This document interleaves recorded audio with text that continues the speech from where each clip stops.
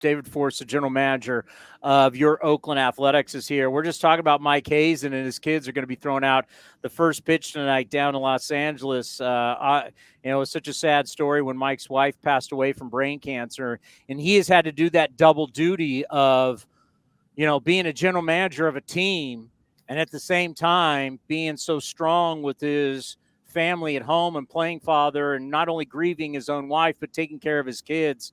It's going to be very touching tonight, David, to watch his kids throughout the first pitch down in Arizona. It's going to be special. I didn't realize that was happening. That's great. I've known Mike for almost 30 years. We played against each other in college, kept in touch when he started working with the Indians and as he moved on up. And I actually had dinner with him and his wife and his 4 boys in Hawaii a few years back. So Mike's one of the guys who I'm closest to in the game, and obviously went through something incredibly difficult and has come out on the other side, both personally and professionally. I have the utmost respect for what he's done. Yeah, good story in the Valley of the Sun. Well, you know what I like? That we've had a little time. We've taken some time here with A's Cast. We've had basically a week and a half off. You had your final deal. You've had some time off. What has it been like for you and your staff to now? You kind of sit back, you're watching the playoffs, you're thinking about what happened, during the year. What has this kind of week and a half, 2 weeks been like for you? It's been really busy, Chris. We got a lot to do. No, I mean, you get a little distance from the season, and certainly as you think about it with like a different lens on, not having to go through the 3 hours of the game every night. So that's a little different, but and the reality is, like, we turn the page really quickly, and the Monday morning after the season, we start looking at budgets and personnel and employee contracts and all those things that that get us focused on next year, and then also player conversations. There minor league free agents, there's 20D free agents, there's waivers that start. So, you do step back from the sort of day-to-day, really having to put together a lineup and those things. And Kotz isn't wearing me out 6-7 hours a day, but no, I mean, the reality is that we've been incredibly busy, and October is always a month that requires a lot of work to prepare for 2024. I mean, seriously, when we do the Mark Kotze show, I'll be texting him like, hey, what time you want to go tomorrow? Well, I'm getting there at 9 a.m. I'm like, 9 a.m.? The first pitch is 6:40. What are you doing all day long? Like, I don't want to come out here and put makeup on and do my hair at 9 a.m. for a 6:40 game. I mean, seriously, he's intense. He is. Yeah, and you talk about just sort of the sheer hours that go into the season. I mean, the one thing we always say, like, the difference, people ask, oh, now it's the off season, you have some downtime or whatever. Like, the difference is the hours are better in the off season, but there's actually more work to do. Like, there are more things to get done. So yeah, this is more of a 9 to 5 gig in the off season, if such a thing exists. But there's still a lot of conversations. There's still a lot of things to do. And yeah, we're on it. You've always said, with everything we have ever asked, you've always said, tell me what I got and I'll work with it. We know what you had. You didn't have a lot. You basically had to put some stuff together. It didn't work. Then you started making the changes. By the end of the year, we were all feeling a lot better. How different this offseason and what you'll have to work with is different than what you had at the start and what you had last offseason? I don't think there's any doubt we're in a much better place than we were 12 months ago. I mean, I think we have a much better idea of what our foundation is, of what, things we've learned about our own players over the last 12 months, what we need to do to sort of fill in around them. So I think we're in a much better place. My conversations with Mark have been really positive about where he thinks we're headed, what he has to work with. So, I mean, obviously you put some names to that, and Geloff and Langoliers and Noda and Rooker and the position player group that you feel really good about. And I don't want to like leave anybody out because obviously you've seen things from Allen and Butler and Soderstrom that you really like. Ruiz, and there's guys. Yeah, again, I'll leave somebody out. And I said this a few times over the course of the year, but the progress that was made on the pitching side is also really encouraging. And the way the starting pitching got better and the way we were able to make adjustments in the bullpen to make that unit better. And guys found roles and hopefully, obviously we always talk about this, hopefully getting healthier over the course of the offseason. And guys, Mason missed so much time and we didn't really get to see Freddie Tarnock, and Jimenez and Jackson both missed as much time as they did. So I think, that the offseason is about taking that step back, looking at the positives and feeling hopeful and encouraged about what's to come. And we definitely do. Yeah, because all of a sudden here comes Boyle, right? And here comes Estes, and here comes some guys. Yeah. You're like, whoa, okay. Yeah, now we're talking, you start thinking about, Blackburn's going to be here. And then we've talked about J.P. Sears making the 32 starts. That was huge. Waldachuk in the second half. Like all of a sudden you start saying, how many pitchers, though, do you think you really need to have in your stable? Like, say, starting pitchers, you're going to start the season, you'll have 5, but you got what you'll have with Fran Reardon down at AAA. Like, how many guys do you think you need to really have to say, okay, I got 10, 13, whatever. I feel good going into the season? I'm thinking in my head, how high a number can I give you that you won't think is obscene? I don't think any number is, David. Could I say 50? You don't have a college football roster, David. Man, I don't know. I mean, that's what everybody in this game is trying to do, is like get enough depth, get enough pitching to weather the storm of injuries that just continues to plague us as an industry. So yeah, I mean, like you said, Boyle and Estes come up and show they've got it. I mean, obviously the difference between those guys and like established big leaguers, consistency and doing it sort of over and over again. But man, they showed glimpses of really small time that they can pitch up at this level. So when you add those guys and you continue to sort of go down and look at, what a Cusick is doing or what a Salinas or a Perkins is doing or all these guys. And you feel like, okay, we're starting to fill in, we're starting to get that depth. And then you do have the ability to go out and hopefully make some trades or sign some free agents that can fill those roles too. Yeah. We talked a lot about, and I know we were joking with you before the end of the season that we're going to have our spring training roster. And I've got, okay, what about Brett Harris? What about Hernandez? Like all of a sudden with Nick Allen, Geloff's playing second. My guy Noda's got to be at first, but Soderstrom, J.J. Bleday. We start looking at the outfield. We start looking at all these guys, Butler and Ruiz and all these guys. With all those names that we could be throwing out there, I see competition at spring training. Knock on wood, everybody's healthy, right? Throw Max Muncy 2.0 in here and throw all these guys.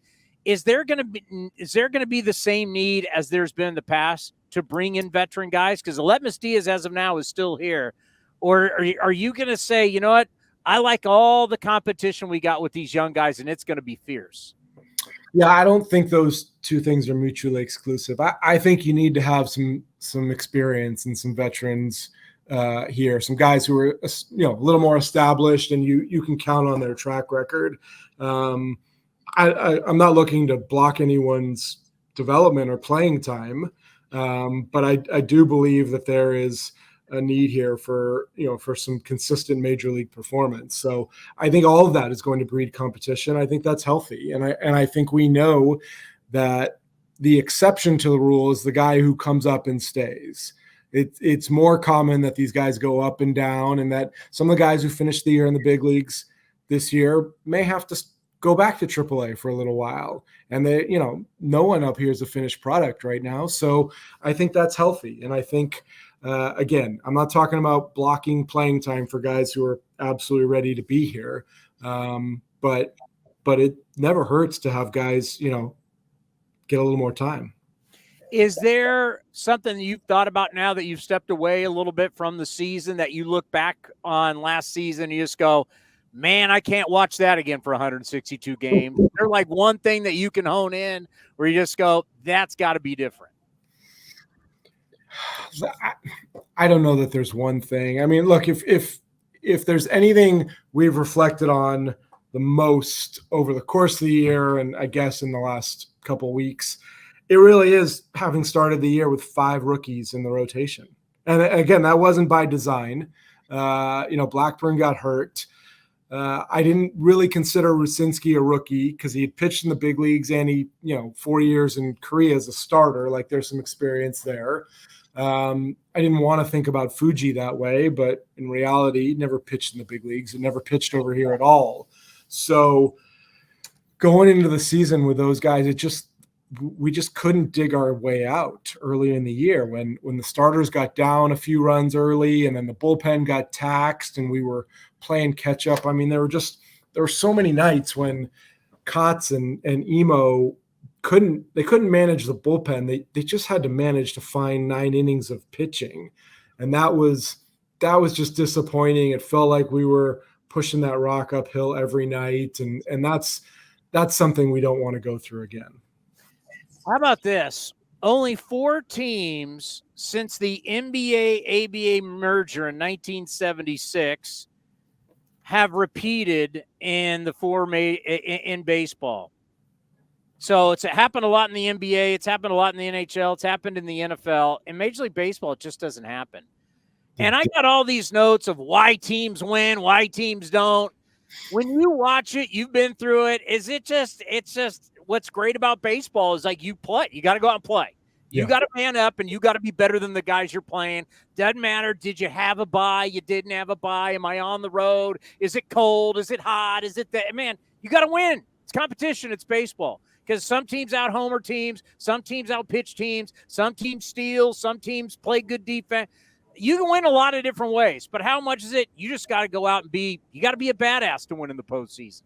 Yeah, you got to have the horses to do it. And yeah, there's all these, all this like hand wringing right now about, the buys or the days off or, the best teams not getting to play the lowest seed, like whatever the case is. Like at some point you're going to have to win the most games to get through the postseason. And we know from experience how incredibly difficult it is, no matter how you get in there, win the division, be the wild card, whatever. It's all tough. You have to get hot at the right time. I mean, look, the Rangers played pretty poorly for a stretch in September. I mean, there's no way around it.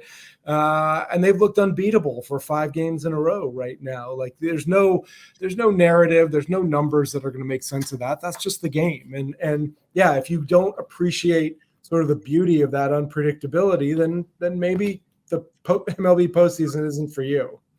As a former infielder yourself, I wonder if you're appreciating, without the shifting, it seems like the athleticism to the infield has really come back, and we have seen some just really dynamic infield play so far in the postseason. Have you enjoyed that? The double play that Trey Turner and Stott turned was unbelievable. I mean, you think about like the situation, like the stakes, that ball was smoked, and that ball goes through, who knows how far it rolls. Like that play to me is like, hey, big leaguers make big plays. That was awesome. So that's the first thing that comes to mind when you talk about that. Yeah, I mean, and even like Austin Riley coming in and getting that, the Harris makes the unbelievable catch, throws it through 2 guys. He's got the awareness to come get it, throw Harper out at first. It's just like it's those plays. It's the high IQ wins in the postseason. Let's end on this. Give us something that we go into the postseason, we go into the offseason. You're the leader of the franchise. Fire us up. What's something that you're looking forward to for the A's in this offseason? I mean, what am I not looking forward to? I mean, we're putting 23 in the rearview mirror. We're looking ahead to 24. I'm going to play, Geloff's homers on a loop for the next few months. I'm gonna watch Noda take ball 4 as frequently as I possibly can. Like, there's all these little things. You're like, oh wait, we're going to get a whole nother season of these guys, of Rook hitting 30 homers. If Mason Miller can throw 102 for an entire season, how great would that be? Like, look, this is a time to be optimistic. This is a time to remember the good things and think about, what does it look like if all this comes together in 2024? How much better can we be? So I don't feel like I have to create that narrative. Like, go look at some of the highlights. It's there. I got to stand on a stool just to be eye to eye with Joe Boyle for an interview. It's odd. I mean, and then he comes out, I can't throw strikes in the minor leagues. I don't know, man. He's throwing strikes for us. He had us on no hitter watch. His third start in the big leagues. We were joking, going, "Hey, game 1 of the postseason next year, I'm giving the ball to Boyle." I got to say, one of the funniest things this year for me was down at spring training. It was Fuji's first time he's going to pitch, and everybody was gathering around, right? And as we just mentioned, I'm not the tallest guy in the world. So all of a sudden, we're there at Fitch Park, and I can't see anything, right? Even Grady Fuson was in my way. I was talking to him. So I moved around, and I got right behind home plate, and I went up into the stands because I want to get a better look. And next thing you know, I realized I was standing next to like you, Haley Alvarez, and all the brass. And all you did, you didn't say, it wasn't anything weird. You just kind of looked over.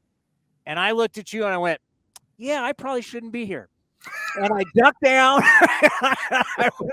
I'll never forget that this year, because I was just like trying to find a good spot. And that's when I realized I'm with the entire front office right behind home plate. And I realized, that probably isn't a good look. I better move. I will never forget that. No one can blame you for trying to find a spot to watch ball, Chris. That's not. If I was 6'4", I would have been in a different spot, but I'm not. But I just want to thank you for everything, because you mean a lot to us. You have your time that you've given us that most executives would not. And I say this all the time with our managers. We started this thing. We didn't know what it was going to be like. We didn't know how big it would get. We didn't realize that it would grow to what it has. But you have been a big part of this, and you giving us your time and your name, and I guess I wouldn't say your brand, but it really, really means a lot to us. I can't thank you enough. And we're all a part of this, and looking forward to another big season. Hopefully seeing you in the winter meetings, checking in with you. But just from Cody and I, thank you for everything you've done for us. Well, thanks for saying that, Chris, and thank you guys, both of you, for all the time you put in to promote the team and to interact with fans. I mean, we're not doing this but for the fans, and hopefully creating some entertainment for them. So I know they tune in. I know you and Cody do a lot of work to bring the A's to everybody every day. So I appreciate it.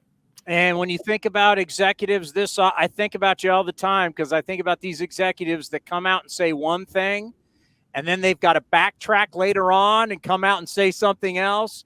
You've always said it. I don't lie. I tell the truth, because if I tell the truth, I'm never going to get caught in anything. You've never once in all your years, what was it, 26, 27? 24 seasons.